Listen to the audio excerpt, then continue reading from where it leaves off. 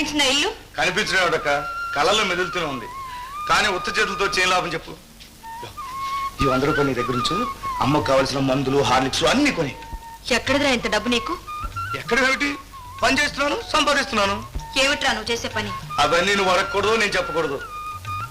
నేను ఏం చేసినా నీ కోసం, అమ్మ కోసం. అమ్మ ఆరోగ్యం బాగుపడాలి, నీకు పెళ్లి చేయాలి. దానికోసం నేను ఏమైనా చేస్తాను. ఎవరమ్మా? చందు గొంతులాగుంది. అవునమ్మా, నేనే. వచ్చావా నాయనా? చందు వచ్చావా? ఎన్ని రోజులు ఎక్కడున్నావు నాయనా? 4 రోజులకు ఒక్కసారైనా కనిపించకూడదు.